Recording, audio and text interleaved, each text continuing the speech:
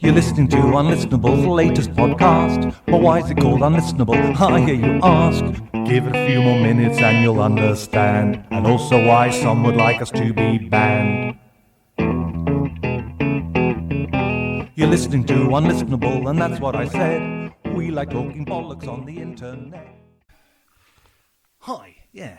What was I going to say? This is a new podcast, new podcast series that we're going to attempt to do. John doesn't actually know what it is yet, but it's me and him basically. So I'm literally explaining it to him while he's just coming and eating some food in a break from filming on preparing for his new movie. Anyway, this is the idea, which he sort of knows roughly. Basically, the last podcast we did was all the political stuff with the COVID stuff, and we always kind of wanted to do something a bit lighter, but we never really got the chance because it was just such a heavy time. And so at some point we did the Beatles thing, an A to Z of Beatles, which we got to D to before kind of not finishing. But anyway, that doesn't really matter. But anyway, we didn't really kind of sort of finish it. But that's still an ongoing thing technically. But basically the theme of this one, so this could go very likely, it'll be like that. It'll just peter out and into nothingness very soon. And especially John's got this heavy schedule, so he's barely free more than about 10. And I don't want to do it. And doesn't want to do it. No, actually does want to do this one. Anyway, so my plan is basically, it's still the Unlistenable Podcast, but it's basically sort of a sort of random bollocks kind of podcast. So, I love how you're so wedded to the Unlistenable Podcast title, like you're desperately trying to hustle that as it's a good title. Trump branding or something. Well, no, like, Unlistenable Podcast. Well, you've got to have a name and a brand. The umbrella.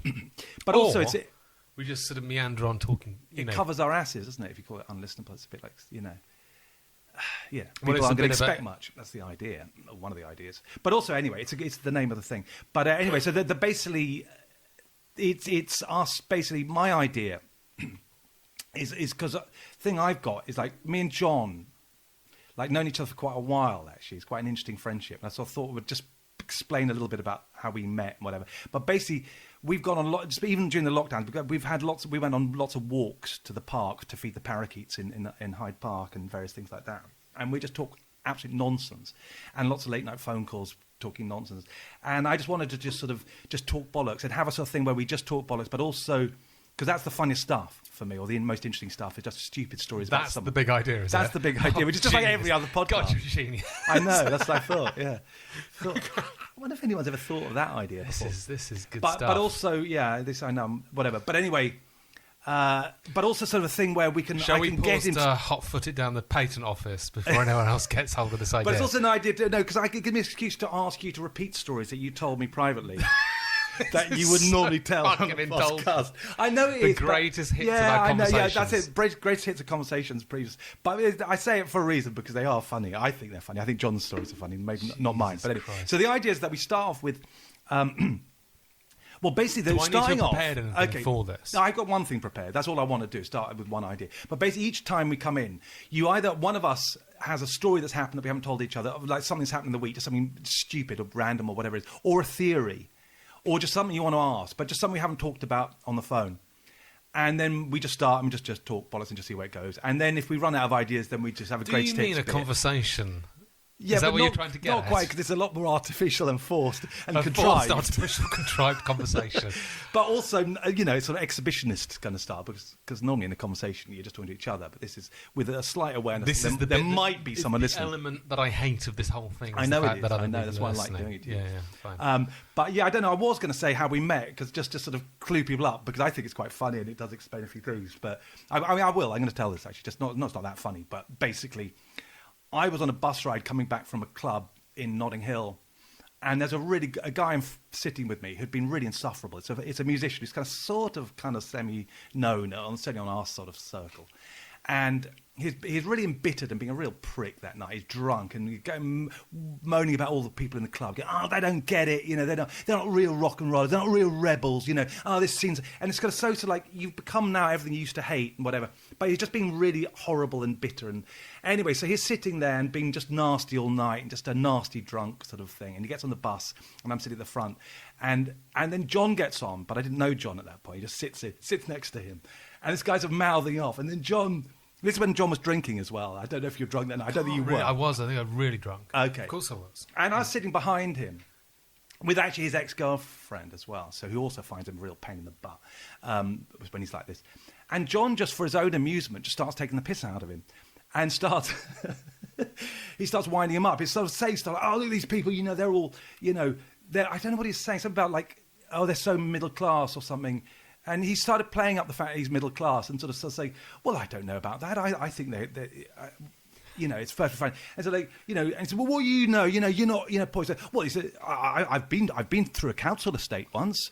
I've seen poor people. And the guy didn't realise John was winding him up and just started going, I can't believe you're saying that, man, and doing this whole thing. But anyway, John was just, for his own amusement, just telling this absolutely, winding him up completely to fuck. And he was getting so frustrated by just playing this complete twit, this upper middle class twit, just for his own amusement. So I sat behind him, and then I get off at the same stop as him, and I just thought, I kind of want to get to know that guy. And then I sort of ran into you a couple of times subsequently in the corner shop, because we lived on a road apart as well. And by the way, if you're zoning out, I've got a really good story coming up. Okay. I don't know whether I'm not very well.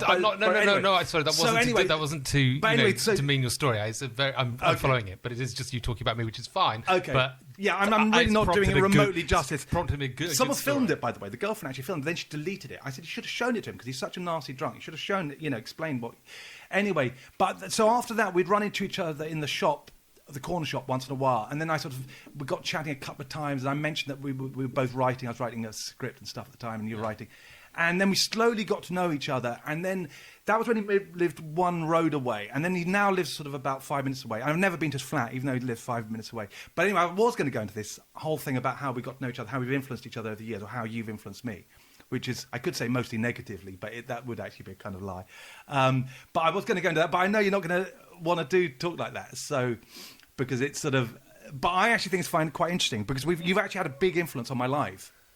I'll try and make this quick. Oh, no, I like this. But basically, say in the lockdown, for example, right? You were one of the only people I could see legally, and just that I knew, also this side of London, because I don't drive or anything, so when the tubes weren't working and we weren't able to meet anyone else.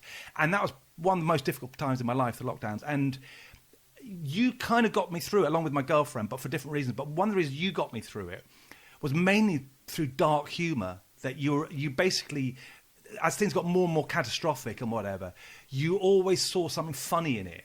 Almost always. There were moments where you didn't, but and for someone like me who kind of tends to have a sort of pessimistic sort of outlook on certain things, that actually got me through a lot of it. And also the walks that we did to the park to feed the parakeets and the birds, which became our one thing. Even though it's about once every 2 weeks, we'd go for a walk. Yeah. Say, shall we go for a walk? And that'd be my big treat of the week, because I didn't see anyone, literally. Yeah. My girlfriend is illegal to see her. She lived too far away. The trains weren't working and all that crap. So I was literally on my own in this place for weeks and weeks at a time, except for like our running into each other. To go to Waitrose, that was another thing. But occasionally, do you want to go to Waitrose? As a supermarket, not just because we're middle class.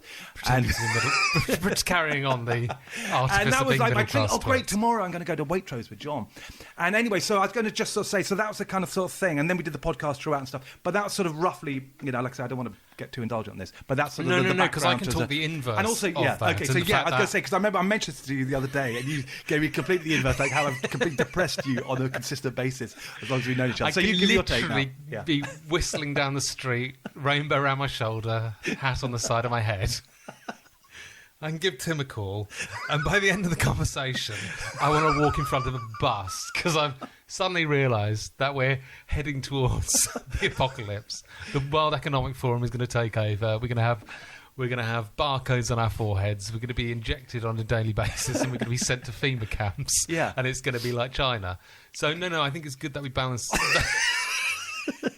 by you helping me and me destroying my mental health. Yeah, okay, good. We've got both the point where I have gone home and my boyfriend have said, have you talked to Tim during the lockdown? I just slash your wrist. During the lockdown. Yeah, I go, oh God, do you know what's going to happen? They're doing this. They're going to do this and they're doing this. They are. Watch this video.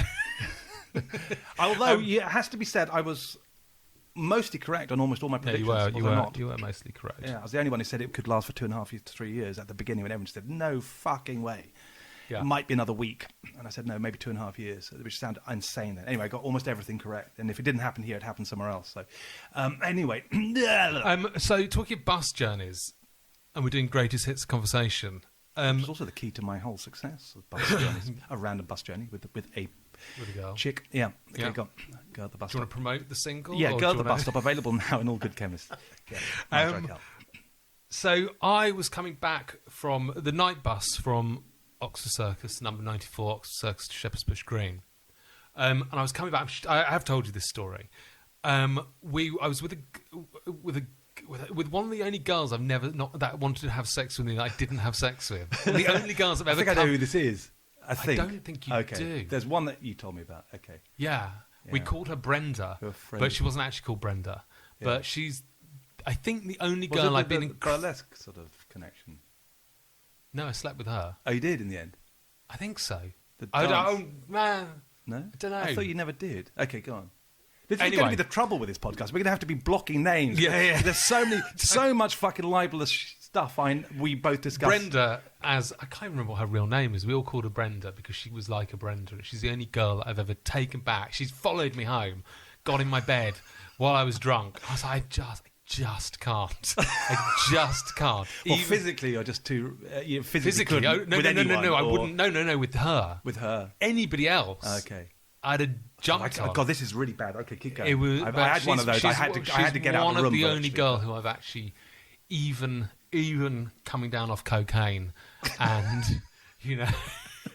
and sort of your body. When you the hangover horn thing is when your body thinks it's dying, so it's desperately trying to procreate. Fuck something quick. Yeah.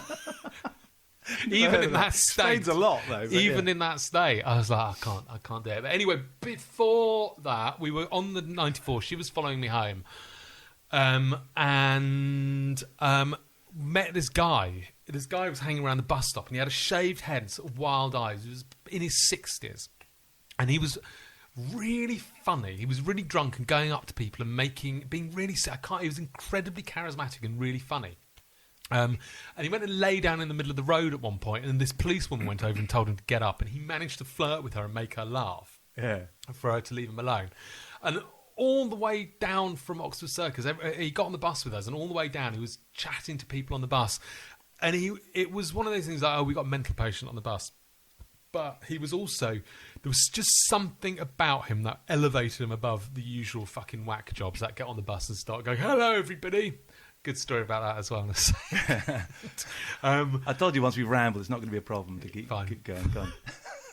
I was on a bus. I was on a tube a few years ago, and this guy gets on. He's really big. He's a bit like Ian Jury, and he's going, "Oh God, my inhaler ran out. And nobody had helped me. Nobody had fucking stopped to help me. Can you believe it?" And then there's about sort of 10 people in each sort of part of the carriage, and we're all sort of looking at each other like, "Oh, isn't this amusing?" And he's standing there, and then he suddenly goes, "Anyway, I've got a fucking knife, and I'm gonna fucking stab you all, you fucking cunts." And the entire bus, in the entire tube, one by one, just had to do the. I think this is my stop now, and we're just going to gently fold our newspapers and gently. Oh, I'm just going to slowly walk to the other end of the carriage and don't disturb him. It was a fantastic moment. Anyway, this guy, charismatic guy, got on the bus talking to everybody. We got back to Shepherd's Bush Green, and he suddenly went. He took me aside. He goes, "Do you know who I am? Do you know who I am?" He said, "I'm Syd Barrett." Oh, God. And then he wandered off. And I thought, fuck me, he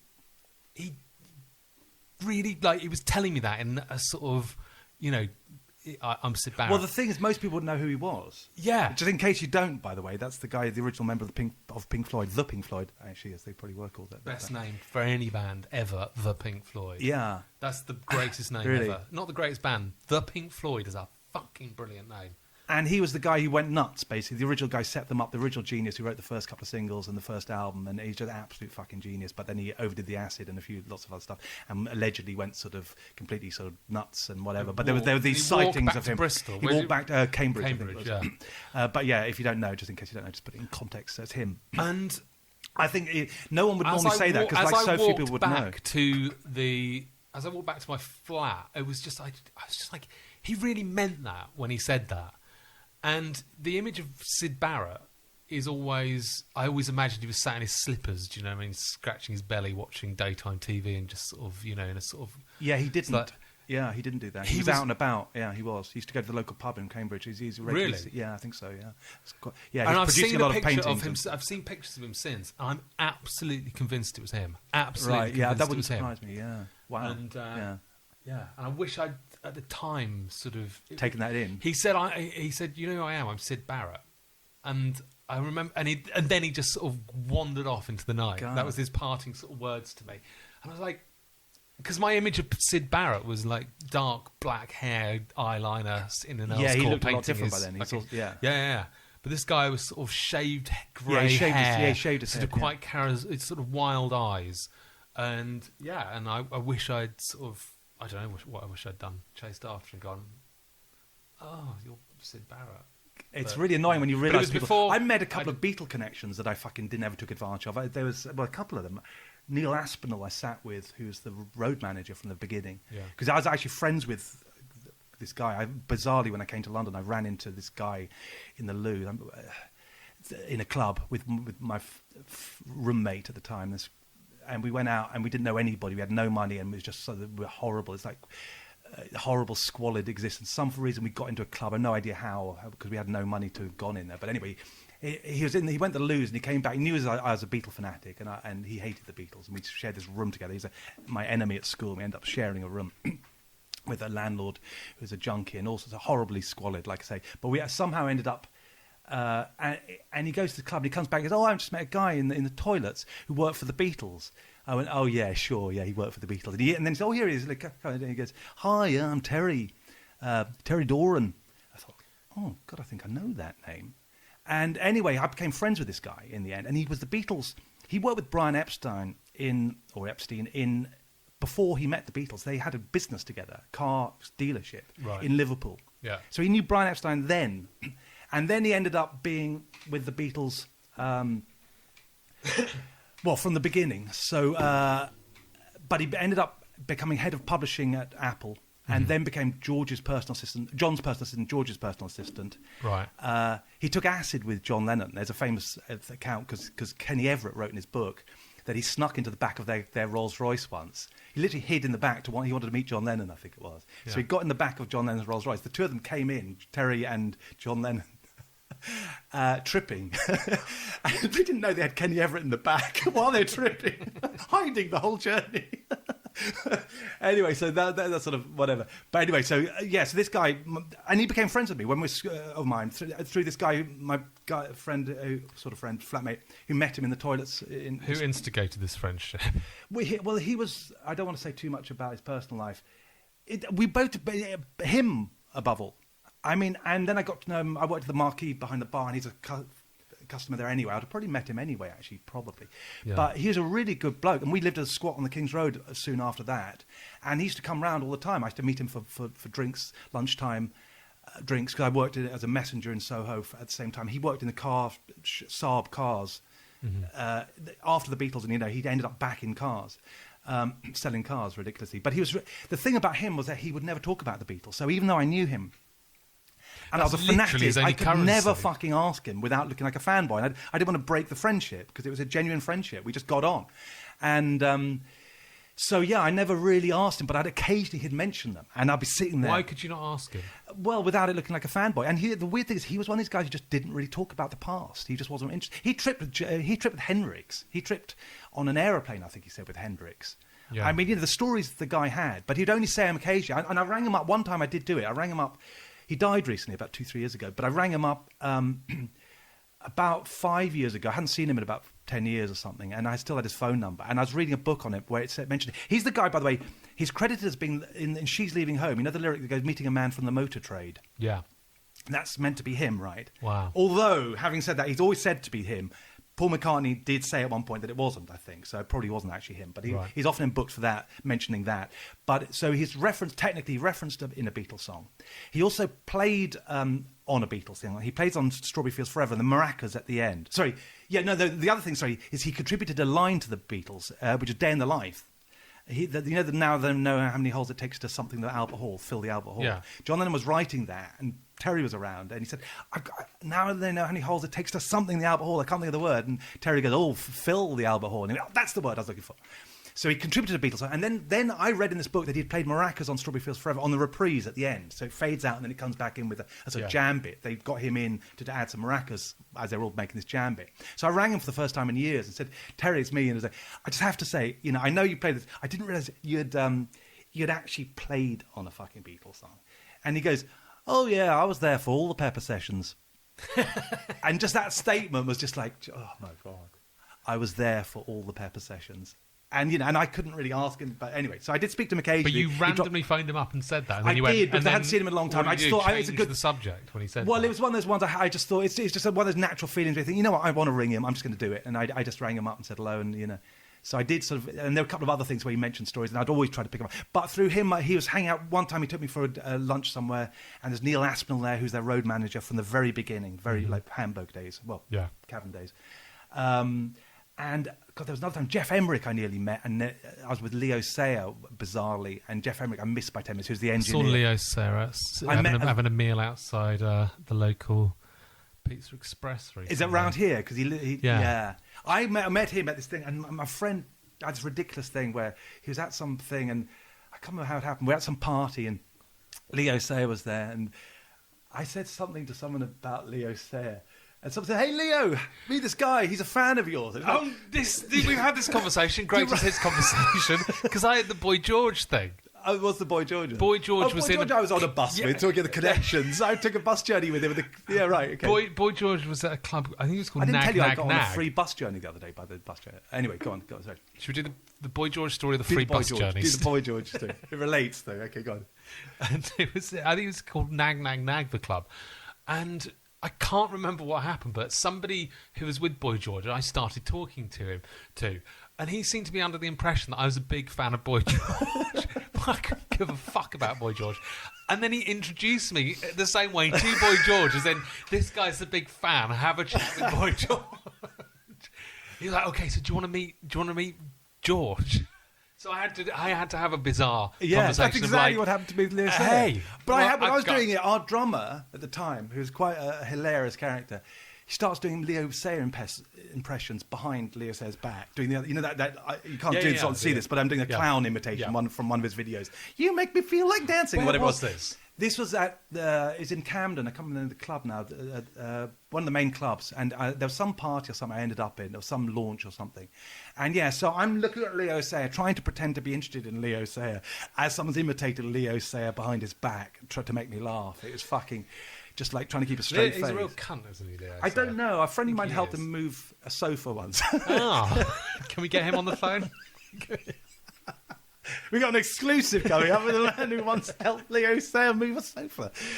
God, I tell you these. I can think of so many of these random ones. I met the guy for not the Humour League, ABC, Martin Fry once. I was again at some party in Hammersmith. It was. And he was around, and I was speaking to some guy, and I said, "Yeah, I always liked ABC, but I always thought the songs were good, but I didn't like the productions." And then he comes up to us, and at some point, and they go, "Oh, this is Tim. He doesn't like your." Oh, shit. They're also renowned for having good productions. Lots of people think they were really sort of. And I was like, "Oh, great! I'm now." Right. Well, the thing is. Yeah. God, I can think of so many of these stupid random... So why don't you tell us the story about how you got a free bus journey? Oh, that's really fascinating. No, the only reason I mentioned this was because my girlfriend... I just mentioned I went to a gig the other day. I played a gig, and I was carrying my guitar. And we were talking about cuntish bus drivers earlier. I was going to mention this because you had some run-in with a bus driver yesterday when you were in a cuntish basis yourself. But you did. And I had the opposite experience, that I was running for a bus. He'd gone to the traffic lights to leave the stop. And I sort of waved at him saying, can I get on? And my guitar on my back. And he says, yeah, get on. And I put my... And so I said, oh, thanks very much. And then I got my travel card out. He said, no, you can go past because you look like a rock star or something. Like, really? He said, yeah, so long as you play a song.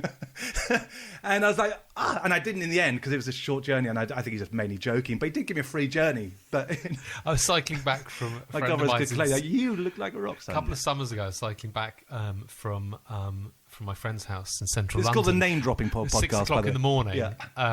In the summer. And I was wearing flip-flops, and I've been wearing them all night, all day. My feet were fucking filthy, mud all up my legs. And I stopped at a shop because I was going to faint, and left my flip-flops in the bike basket. Went into the shop and took a banana up to the counter, and the guy went, oh, no, you can have it. I was like, really? He was like, yeah, you have that for free. I was like, oh, that's so nice of you. And then got out, I was like, oh, he thinks I'm homeless. No, I'm very I was rich. through a banana at a greengrocer. I bought 2 bananas once, and they had like chips in them, like wood chips. I don't know why. It's just something gone wrong with this batch of bananas. Chips It felt like that. It's been like a lump of something. I don't know how it had got like that, but it's something. So I went back to the guy saying, "Look, with the second banana." So anyway, Having eaten the first one, I bought a couple of bananas, they were off, and he denied it, and I got so infuriated because there's the principle of it. I just wanted like 20p back for the bananas because they're clearly, and I ended up throwing them on the ground. I think I threw some change as well. I was just like, "Fuck you, yeah, you and your bananas."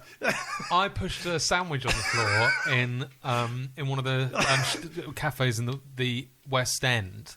In a similar thing, I asked for a bacon sandwich, and the guy brought me a bacon sandwich with fake bacon in it. God, yeah. You know, the Linda McCartney type, clearly fake bacon, sort of cut into a sort of shape of a cartoon bit of bacon. Yeah.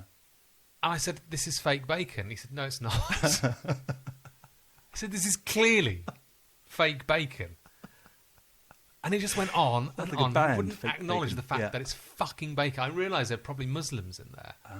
So it's probably, you know... It's funny, everything is like sandwich on the my floor is brain probably now. hate So like, we seem to be doing sort of famous people and food-related anecdotes. I had one with Linda McCartney. Still not how wildly entertaining No, this I'm is. not remotely sure, actually. Fine, I think okay, it's just probably random not. crap to most people. But I remember after Linda McCartney died, I was in the Beatles shop on Carnaby Street. You remember there's a shop that's just Beatles, the Beatles shop, only sold Beatles stuff. And there's a book of condolences for Paul McCartney to read. And I looked at it just to read some of the comments. I don't know if I put one in or not. I don't think I did. And someone said, "Yeah, I always liked your wife's vegetarian sausages." I thought, "Oh yeah, that's going to really bring him out of the depths of grief, isn't it?" Do you remember when Justin Bieber visited the Anne Frank Museum? And wrote in, What did he say? He wrote in the visitors book, "I know if you'd been alive today, you'd have been a believer." God, I remember. It's Well, quite that sweet. confirmed that story. Yeah, it was a big news story. God, I do remember it. I just wish it was true. It's quite. I mean, he's sort of autistic 15-year-old. I think it's absolutely fine. Okay, now I met Justin Bieber once. did you? Yeah. How's he? He was on the Graham Norton show, and it was the green room, and I had to interrupt a conversation between him and John Waters to get John Waters to sign a book for my friend. And it was very odd being between Justin Bieber and John Waters. It was like such Americana, like the two ends of Americana. Very interesting.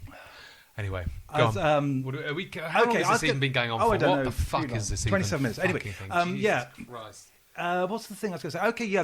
Like I said, I thought the way we'd do this sort of podcast was basically we just come in with one thing and ramble, like one story or one theory, and if we run out of ideas, we ask someone about something, a theory of theirs or a project. Because that's one I've got to ask you at some point about your film idea that you told me about when we used to feed the parakeets.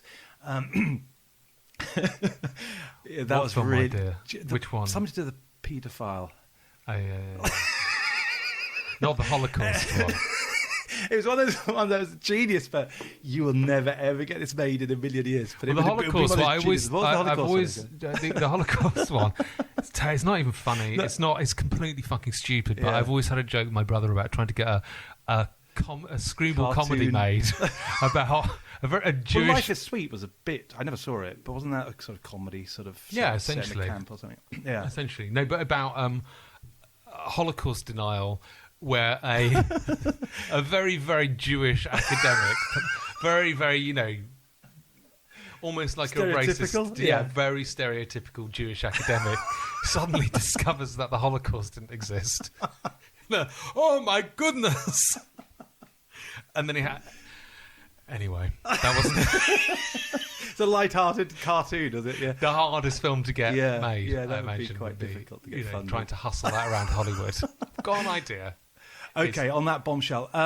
Yeah, my theory, right? Okay, this is a question. You don't want the paedophile idea. Oh well, I wasn't. I was going to ask you that another time. No, do it. Yeah, do it. we'll While do we're that. on- No, while we're on let's the- do that another time because it's a really good plot. Okay, it's a brilliant idea. plot. I remember thinking this would be absolute genius if it's made. It's really good. But anyway, yeah, okay. This is one of those things in podcasts when people do this. I get infuriated because they don't finish. They don't finish it. You go, oh, what's this going to be? And I'm always torn between whether anyone gives a fuck or not. I was listening to John Cleese the other day on a podcast, and they said to John Cleese, the host said, you've got a lot of weird ideas. You believe in an afterlife, and you believe that there are people who have certain supernatural powers. And he said, yes, I do have that belief. And one man I met who did something that sort of absolutely changed my whole opinion on the whole thing and made me believe in the supernatural. And the host went, oh, okay, and right, so Life of Brian. God, and I was like, the fuck? Yeah. She's just, stared into the middle distance and said, yes, there was one incident that made me change my whole view of the rational world. And you're just going to start... Anyway. Yeah. So, I'm not going to tell the story. Go on. What were you going to say? But no, it's, anyway. Okay, this is a theory. Okay. This is the question, actually, I'll ask you. The question? Or okay, now I'm going to ask you a question. Right, go which on. you're going to think, you're going to laugh at and say, of course not. And then I can explain why it's true. Okay, do pigeons look forward to the weekend? I mean, is this... No, do you think they do? To be honest with you, I haven't given it much thought. No, most people and I'm haven't. not going to. It's amazing that so few people ask this question. It's amazing. No. Okay, so you'd say no, yeah, obviously. Yeah. Okay, I'll tell you why they do. But this has got to be. This better be earth-shatteringly interesting. I have a pigeon that comes to my window. It's not here today, but it comes in. It looks in the window. In fact, this gives an example because I've literally started feeding wood pigeons in my little sort of bit of garden, if you can call it that. And within a couple of weeks, they now know that if they catch my eye, they'll come out and I'll put food out for them. So it literally comes to the window, even though they're very shy and they won't come out when I'm out there. Yeah. They come to the window, they'll stand in the window and look at me until they finally got my attention. And just to remind you, you've just said that was a brilliant idea for a film, but you're not going to tell it. And now you go on. No, I was just going to say this better be... Oh, right. Yeah. No, we will go to that at some point. Okay. Just save it for the more greatest hits of the greatest hits. And anyway, so this pigeon, this is actually incidental, but it fits with what I'm saying. Yeah. So it knows. In fact, there's about 3 of them that come now, and they've started coming regularly. But they go to the window. They not only they look for me, and they come. They know my times because they'll come to the window and then they'll catch my eye. They can see it waiting until it's caught my eye because it moves its head into wherever I'm standing. It looks at me in the eye, and then sort of waits or flies off. Then I come out, put the food, and then it comes and eats. So it's already learnt that, right? So I used to keep pigeons around my house. I used to feed them when I was a kid. Anyway, so my theory is, right, what a life if you're you a lead. pigeon, right, if you're a pigeon and you live in the city, you rely on scraps to eat, right, of food. Now you're going to have more scraps on the weekend. On Friday and Saturday when people are out there eating their kebabs and whatever else and leaving lots of junk and food. So you know that if you haven't eaten well or you just whatever, come Friday, Saturday, this is assuming it has a memory more than 5 days, it will eat well the next day or eat more. So I would have thought, bearing in mind, now most of them have a memory that's quite long, like things like sheep, for example, have a memory. They can memorize 120 faces or something like that, individual faces. Like it's way more than you think they've got their memory and their ability. That's certainly more than I thought they would. Yeah. I've often wondered how many it was, and I was amazed when I finally found out. 8, 9. Yeah, I always thought it was about 43. Okay. Yeah, but it was actually 120. So now there's lots of things like this with birds, like crows and stuff, that they can do really complex tasks. They can pick up objects to get food out with it, like pick up a pencil to put in a thing to release a door to do, so they can conceptualize stuff. And pigeons, I've sort of know enough about to know that they grieve, for example. I remember one where I lived as a kid, and when its partner died, it didn't eat for about a week. It just sort of moped around. So they have emotions. They have quite a lot of things that you don't generally think that they're that like that, but we don't really talk about the emotions of animals because it's very it's quite interesting. I was told when I was a kid, they didn't have them. That shows how wrong science can be. Well, I mean, that's the whole reason now we see them crying and things. Well, this is why that's right. Yeah, I mean, we just go. And fish even they sort of say, they don't feel pain. It's like, of course they fucking feel pain. I mean, there's nothing that can't feel pain. Pain is how you learn. You learn not to do something. Learn not to sort of eat glass or whatever it might be because it hurts, and that's how you learn. There was a silverfish in my bathroom the other day, and they really fucking don't want to die. That's another thing, isn't it? That's right. And you see cockroaches when that's they'll do to avoid dying. Tiny. What is that thing in it? Why is it running? What's going on emotionally in that fucking silverfish's brain? Going fuck. Is it anything like us Who being knows chased by how a serial complex it killer? is, Is yeah. that, is that bit of consciousness? Is there trauma going on? Yeah, who knows? I mean, I don't know. But like, say, the animals clearly do. You see cats crying. I don't know if you've seen that. I've seen dogs crying, but cats is very fucking really weird. But have you seen them look at like on an iPhone showing pictures of their owner? There's a clip that showed a cat looking at pictures of its dead owner. And it was really sort of looking upset. I don't know if it's crying or not. It's like, shit, I didn't know that they had that. I thought they just see us as the food man, and they have some kind of connection. But I didn't realise a cat can really miss its owner and be really upset by pictures and stuff like that. So, like, say, with the idea of pigeons, I'd have thought that it's very possible that they would, over time, would learn that there's times where there's more food. Like, say, during the lockdowns, you notice there's no pigeons around. How desperate they were. Keep referring to this, the feeding all the birds in the park. But, that was an interesting time because there was no food around because all the shops were shut, all the fast food shops were shut. And they were mobbing us in the park for food because obviously there was no food for them to eat. So they're much more ravenous then. But I reckon, so on that theory, that they probably do start to realise that actually, there's a pattern to how much food there is in the cities. Right. That there's more on certain days. And it wouldn't take very long to realise that it's every sort of 7 days, that you get more and that you'll eat well. After a few weeks of that, you'd learn it. And so then the idea that they might look forward to it doesn't sound so out of the question. Thus, pigeons probably look forward to the weekend. Doesn't sound quite so stupid now, does it? Now I'm feeling quite foolish. Yeah, I once ran that theory by no, not that theory. I had another one about regional accents, whether birds have accents and whether they can ostracise foreigners, right? And I remember saying this at Glastonbury to a member of our band who used to be quite difficult on occasion, and I remember him laughing at me and just going, so stupid to me. And I was like, and then I subsequently found out that yes, they do have accents, and because you would do, you develop you learn patterns of whistling and whatever, and it's going to evolve. It's going to be different depending on your evolution and which area you've been in. If you've got a community of animals that stay in one area, they're going to be slightly different over a period of time. And if they fly out, then they're going to recognise, it's a foreigner, one of them foreign London birds. And they go after it. Well, yeah, because they do ostracise one another if they're different, even slightly, species. So it's quite likely they do. So they do have regional accents, and I wasn't actually wrong. Vindicated again. Yeah, once again. But the idea that they could look forward to weekends, I don't think it's out of the question. I absolutely would stand by that, and I will go around using that theory as my own. I will until someone says, "Oh no, of course not." Somebody knows actually what they're talking about, a naturalist or something. I used to have a naturalist friend actually. I used to run theories by. He used to call him Chris the Birdman. He used to drink at the Lonsdale pub. Right. And he'd studied the migratory habits of the yellow wagtail for like 7 or 8 years. He'd managed to extend his grant at college to study just the migratory habits of the yellow wagtail. And he ended up doing a thesis on it and actually breaking the theory. There's a whole thing about a puzzle they could never understand, this leapfrogging thing where one bunch of yellow wagtails goes out before the next bunch flies beyond them. They never knew why, and he cracked the theory. But he was an expert on birds. Are you going to tell us why? I don't remember why. It's something to do with checking the sake. food patterns or something to do with some sort of thing. But it wasn't particularly interesting. But it's the fact that he was that nerdy that he knew this. And so whenever I had questions about nature and stuff, I would ask him in the pub. Where is Chris the Birdman now? I saw him in a pub in Camden. Hadn't seen him in about 20 years. And he's still at the bar. He's there every night. Is there. it worth We became friends. We fell out over a very odd thing with a girl once. Very odd. Not a theory about... No, but he used to give me theories. I remember, for example, there's one time I was meditating in Ravenscourt Park for some reason. I used to meditate in the park sometimes. And I came out, I was feeling really sort of at ease, zen-like. And I opened my eyes just casually, and I saw a sparrow land on my bench where I was sitting, which doesn't really normally happen, does it? Like, they actually right to your side, that close. Yeah. And they get close, but it literally just landed there. So, oh, wow, there's a bird right like a foot away from me. And then it flew up and got attacked by... what was it? A hawk. Yeah, I think it's a hawk. So as it flew, the hawk then dived into Nearly it. said something so terrible then that we would have to cut the podcast. I'm not editing, I know. I just stopped myself because you'd have looked at me and gone, oh, for fuck's sake, really? Got this far? Yeah, unfortunately, I wish we could say this. But then right, so then I'm trying to remember the order, but okay, so I watch this thing. So I'm meditating, see this sparrow right next to me, like a foot away or something.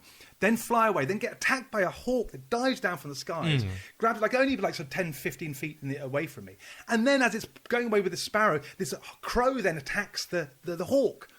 All, Right. like it's like something out of a David Attenborough documentary, like one of those rare moments that gets repeated on BBC endlessly, like this sequence of like unbelievable odds against viral chance. moment. Yeah, and I saw this thing. I went, my God, what the fuck did I just see? And then I asked Chris the Birdman. I said, you won't believe what happened to me. And he said, and then he started explaining the whole thing. He said that it's a sparrowhawk, which go for sparrows, and that the crow, I'm pretty sure it's a crow, are natural enemies of the sparrowhawk, because they compete over the same food or something like that. Right. But he gave me a complete explanation. So I could ask him almost pretty much any question. I once had a thing about this bird I was obsessed with called the shrike. Was that something to do with your joke? Was it going to be to do with a bird joke? Was that some bird I met? Okay. No. So bad. Much darker. Okay. Yeah. But there's this bird called the shrike, which I wanted to write a song about or something. I couldn't work out how to do it, but I had this idea that it's a great thing because it's called the butcher bird. Have you ever heard of this, Benny? Yeah. It kills things and hangs them up, right? Yeah. It impales sort of insects, lizards, cockroaches, I think even small rodents, and picks them up and then impales them on thorn bushes. And it's called. Well, these are called to eat later, right? And you might stumble on these things. They're called the larder of the shrike, the red-backed shrike, and they're called larders. And it's also known as the butcher bird. And anyway, so I thought this is a good idea for a sort of a song, a bit like sort of a pulp type song, with a Jarvis Cocker talking over this music about this bird, the butcher bird. I think Nick Cave starts a song with the butcher bird. Oh God, it's the sort of thing he would have done. Yeah. Anyway, I told him. And this guy had this northern accent, the Chris the Birdman, and he started going, "Oh yes, the butcher bird." I can't do a northern accent, obviously. So yes, the butcher bird. Oh yes. And he starts talking about it, and he says, and he gives the Latin name Collurio something. It sounded like a mafioso family, Collurio Colabini or something like this. And then he told me more stuff about it, and he said, and it's even grimmer than you think. And the butcher bird, okay, what it does is it imitates mating calls of other species. So not only does it this shrike thing, the larder thing, it imitates the mating call of another bird. So another bird arrives thinking it's going to get laid, right? And then it attacks it, and then kills the bird, opens its head up, eats the brain. Right. I think that's his delicacy. I think the brain of thing. But also he said that then the other thing these shrikes do is that they'll fly along when you get a flock of birds in the sky, like say sparrows, poor buggers, they always get picked on. And anyway, something like smaller than them would be flying a whole bunch, and it'll fly alongside it. They just attack one of them, bring it down, attack its brain, eat the brain, and then having eaten the brain, it'll then go fly back up, rejoin, and fly alongside him. I want to eat 5 or 6 of these brains. And I thought, this is this incredible bird, this like incredible bastard bird out of all of them. Yeah. But yeah, he gave me. So I just mentioned this random thing, and he just told me all this sort of depth of stuff, and then he told me lots of stuff about birds and like the negative side of mallards, the animal kingdom, because I was really a believer at this point when I was like doing my meditation, whatever. I was a big believer, like you are in that sort of time, that God is everything in nature is so natural and lovely, and we need to be more like that. And which is sort of correct, but he had this dark thing. He said, "Oh no," he said, "like nature now, it's brutal." And then he'd tell me all this stuff like the butcher bird, but. What was the other one? He told me about mallards. Mallards, I just said mallards. Did he? Yeah, they rape. They rape. Yeah, corpses as well. Yeah. I saw. They rape corpses. I saw a pigeon raping a dead pigeon. It's the same park. Lucky bastard. Yeah. I always dreamed of seeing that, but I didn't know what to expect. And I saw a dead pigeon squashed on the ground, and then I saw this other pigeon sort of flying, sort of circling it, and then it fucking starts shagging it. A dead fucking pigeon, not even a rape case. It's actually fucking young pigeon. Yeah. Devil. Anyway, yeah. Where were we? Do you know mirror touch synesthesia? Mirror touch. Mirror touch. I know synesthesia is colour and something mixing them two up, the sound mirror of colours. Synesthesia is where you see something and you experience it. And I read an article about a woman who saw a butcher bird when she was a kid, hanging corpses of birds up, and felt like the corpse of the thing being hung up. Yeah, but they just imagine that. Yeah, that's the idea. Obviously. Well, it depends, because there might be theories that they're actually taking it in. Because I mean, if you do believe in psychic stuff or whatever, there might be a theory. It's like with synesthesia in general. It's like people don't know why people hear colours or whatever, or sort of and people sort of say, well, do they have the same colours? That's a way of testing it. Like, is there something inherent about or certain words that they have a colour? Do you have a colour for the days of the week? Monday's kind of reddish. Well, this is the thing. Tuesday's kind of bluish, but there's got Have a you unit. tested that with anyone else to see if they have the same colours, or is it? Because then that would sort of explain whether there's something inherent in the sound or something. Well, Tuesday's blue, and I think that's probably because it's got an ooh sound in it. So yeah, that's the thing. You could explain some of it. Know. I'm thinking now Sunday. I was just going to say Sunday yellow, and of course sun is yellow, isn't it? So you probably Wednesday's a kind of khaki green. I had this weird thing, right? This is something off it, but I used to play this. I used to have a drum machine, a really cheap drum machine I bought in the very early days. Yeah. And it used to make this one of those kind of noises that you go dum dee dum dee, one of those kind of really crappy. They're literally the sort of first ones they ever made. And I always thought of it in my head as the football sound. And I could never explain why. Every time I thought of the drum machine, I'd go, oh, maybe I'll use that shitty drum machine for this, or just as a click track or something. But I always think it's the football sound. And I could never think, why the hell do I always think of it as the football sound? I had no idea. I always thought of the football sound. And then I remembered at some point, years later, that we also had an Atari video game at that point, which was football or Pong, one of those kind of ones. And it dum, dick, dum, and it did this. So somewhere in my brain, I'd connected the two, that it was actually the same sort of sound. Yeah. But I never knew. I never consciously done that connection. Our entire life is sort of associative. But I was just my overlay. other part of my brain just said the football sound, so it made the connection without me knowing I'd made the connection. I just never had that train of thought. But somewhere in my brain emptiness. Everything is emptiness. It's just pure projection. Looking at stuff, going, that's so. Yeah, but that said, we do have common ground, don't we? Like we know we do that have the table ground. is mostly air. Like almost all of it's air. There's virtually the molecules are so far apart. They're not everything. It's nothing solid. But yet, and people see different things to one another. But mostly, we all agree there is a table there. So there must be something. It's not only a made up concept that we all just imagine the world like in dreams. We do have a common ground, so there must be something physical that's real. It's real, but everything is connected, and we're all projecting onto everything. Oh, that's I associate this with that. I associate this with if your father used to bash you over the head with a Pret-a-Manger cup. Yeah. You'd have one image of it, and if my father used to come home from work and give me sweets in a Pret-a-Manger cup, I'd have a completely different association with it. And all our there's no ultimate essence of this Pret-a-Manger cup. It's just what I project onto it. It's the cup that I got from her, and that's the same with everything. It's all, One thing about acid is very odd is when you have the same hallucinations as each other. I've always found that really interesting. I remember I was tripping in a flat in Fulham and with my girlfriend, and she was standing at the window with another girl friend, and they're watching the ivy on a wall opposite, and they were just looking at it because the wind was blowing and it was making all these patterns, and they were just completely like, And then suddenly they both burst out laughing. Like, and I said, "What happened?" And they looked at each other and said, we can't explain it. It was something to do with the wind and the ivy, and it's like, how can ivy make you laugh? How can the wind make you laugh? It's something I've never seen in my entire life as a natural phenomenon that would actually make you laugh. It's in animals, but not like something inanimate, like without, Yeah. And yet they not only did it happen to them, but they both laughed spontaneously at the same second at the same thing. So they saw that. And they've never seen that happen except on acid. And I've cross-hallucinated with lots of times. I've heard people say loads of stories of seeing the same thing. One of those. Yeah, I've had quite a few of them. I've heard loads of bizarre ones. The two of us saw pirates in Hyde Park. Yeah. It was really bizarre that we saw exactly the same pirates coming at us. Right. We saw a witch once in a hedge, and everyone was, three of them I was with, and they all said, "We see the witch," and I was the one who hadn't, and they said, "Wait," and then eventually, "Oh, you mean with holding the thing with the right hand?" Oh, yeah. Yes, it is very odd. I had something to say then. What was it? Something fucking fascinating. Not about synesthesia and having the concept that we all see the same things or don't. Do you think when you die, eternity is the second before you die, and your brain just goes, "Oh, this is eternity"? No. Right. Do you know what? Such a nice day today. It's the beginning of May. Life of Brian. Where such a lovely May day today. Late May, late spring, warm day. Do you know what? I don't think I can cope with autumn.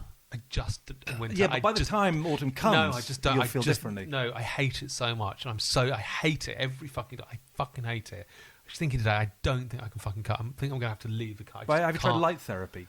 Maybe my friend Shine worked the fucking light in my face. Friend worked in Norway or somewhere, and he said that there was, where it's like half the year is dark. It's the cold, he said that dark. He said that you had two different types of people. You'd have mental hospitals where all the people who couldn't handle winter would go in for the winter. But when it came to summer, suddenly around, there's a whole other bunch of can handle the summer. In you come. So they swap. I always wanted to do that with my room, my bedroom. I thought I could sublet it because I'm so nocturnal. I go to sleep. Well, I've slightly shifted it now, but it's mostly about 6 a.m. It's on at 7 a.m. And I wake up about 2 in the afternoon in my general pattern. There's a play about this. Is it? Yeah, I think we talked about it before. Cox and Box or something. Oh, really? It's called Coxing and Boxing. Yeah. So I always thought if I could find someone else who wants to, most people actually, in fact, would be happy to rent it from 7, up until 7 in the morning. Anyone's got a job, basically.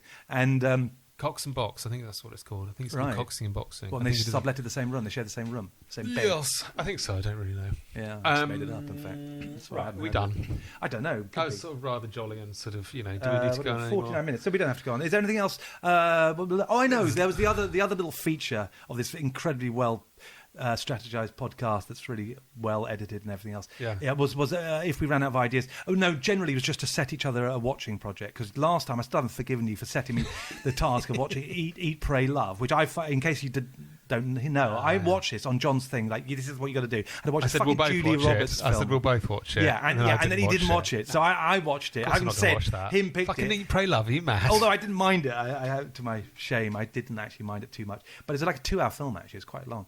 Anyway, so I thought I owe you one, and so the one I want to set you is an episode because John hates Flight of the Conchords, but he's never actually watched it. He just thinks it's like the Mighty Boosh is one of this kind of what do you call it? This hipster kind of thing. So by the fans, he hates it because it's the sort of people who like it. And I said I maintain it's actually really brilliant. The tone of it. I think it's really good. I think it's not what you think. Fine. So I'm going to set you the task of watching one episode of Flight of the Conchords. What's the thing about the one I'll do is the thing about a dragon on heroin? That's the one. I'll Be the Racist Dragon. I think is the one you can watch because it's sort of one you'd never be able to make now as well. You'd just be like, oh no, you can't make jokes about that. But it's actually really funny. And but yeah, I think you did actually see the song. I think I once sent you the actual clip of that. Yeah. Anyway, that's my task. So you got to watch that. Right. Is there anything else you need to discuss? No. Didn't think so. Okay, but that's it. I think you'll agree. If nothing else, it was quite rambling. That's about all I think we can agree on. That's it. Okay. See you later. Thank you. Bye.